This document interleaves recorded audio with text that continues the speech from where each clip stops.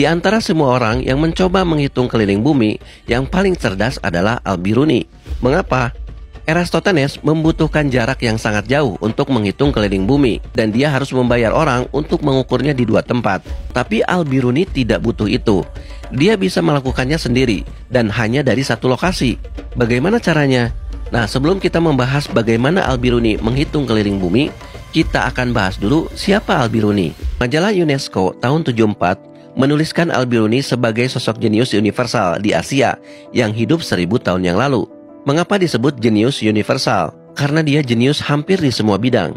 Dia ahli astronomi, sejarawan, ahli tanaman, ahli obat, ahli geologi, penyair, filsuf, matematikawan, ahli geografi, dan seorang humanis. Al-Biruni hidup di masa keemasan Islam, sejaman dengan Ibnu Sina.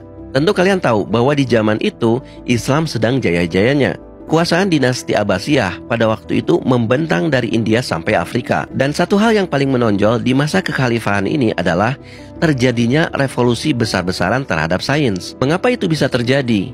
Karena Al-Ma'mun, khalifah pada waktu itu, memerintahkan rakyatnya untuk mencari dan mendatangkan buku dari seluruh dunia ke Baghdad.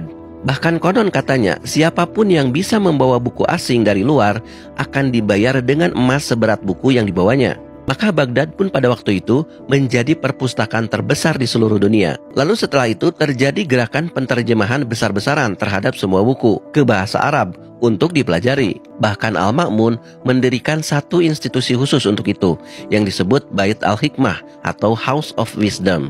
Disitulah sains dan filsafat Islam berkembang luar biasa pesat mengalahkan semua peradaban. Maka muncullah orang-orang jenius seperti Ibnu Sina, Al-Khawarizmi, Ibnu Al-Haytham, termasuk Al-Biruni.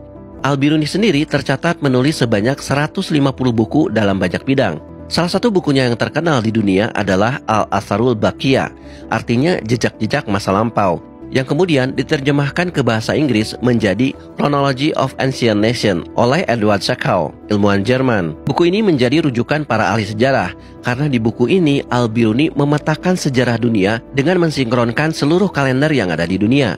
Dan dia melengkapinya dengan data-data ilmiah, seperti data-data astronomi. Tidak ada buku sejarah sedetil dan seilmiah bukunya Al-Biruni. Bahkan saking detilnya, kalender Yahudi saja tidak selengkap di bukunya Al-Biruni. Tulisan-tulisannya Al-Biruni yang sangat komprehensif tentang berbagai peradaban dunia membuat banyak negara berterima kasih pada Al-Biruni, terutama negara-negara Asia Tengah. Karena melalui tulisan Al-Birunilah sejarah mereka terdokumentasikan.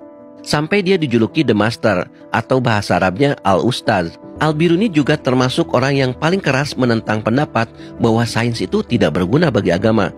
Al-Biruni membuktikannya dengan memetakan koordinat Ka'bah secara akurat sesuai perhitungan astronomi, geografi, dan matematika.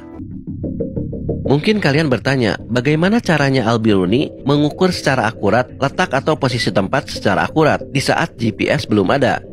Mereka menggunakan alat canggih ini, astrolabe, yang dikembangkan ilmuwan-ilmuwan muslim pada saat itu.